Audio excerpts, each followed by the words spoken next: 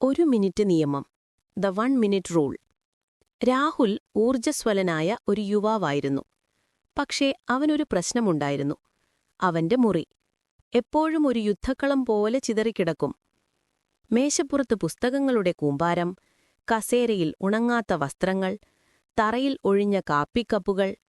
ശേഷം വൃത്തിയാക്കാം എന്നതായിരുന്നു അവന്റെ സ്ഥിരം മന്ത്രം. ആ ശേഷം മാത്രം ഒരിക്കലും എത്തിച്ചേർന്നിരുന്നില്ല.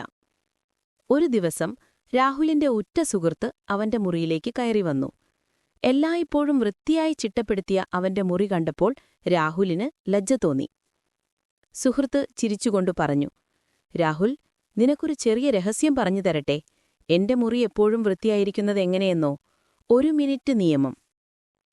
രാഹുൽ സംശയത്തോടെ ചോദിച്ചു, "1 മിനിറ്റ് നിയമമോ? അതെന്താ?" സുഹൃത്ത് വിശദീകരിച്ചു, "വളരെ ലളിതം. ഏതെങ്കിലും ഒരു കാര്യം ചെയ്യാൻ 1 മിനിറ്റിൽ താഴെ സമയമെടുക്കുമെങ്കിൽ അത് അപ്പോൾ തന്നെ ചെയ്യുക. പിന്നത്തേക്ക് മാറ്റിവെക്കരുത്.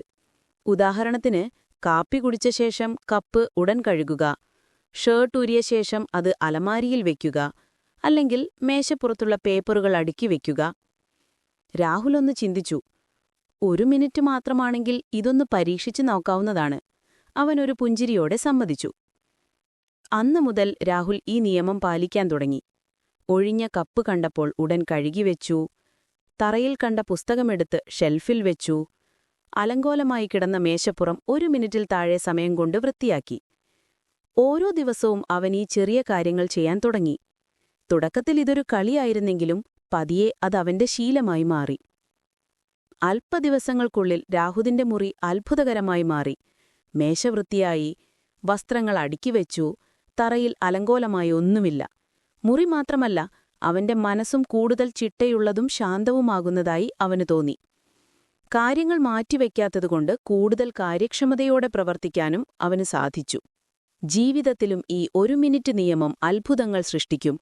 വലിയ മാറ്റങ്ങൾക്കായി കാത്തിരിക്കാതെ ഓരോ ദിവസവും ചെറിയ കാര്യങ്ങൾ ചെയ്യുക.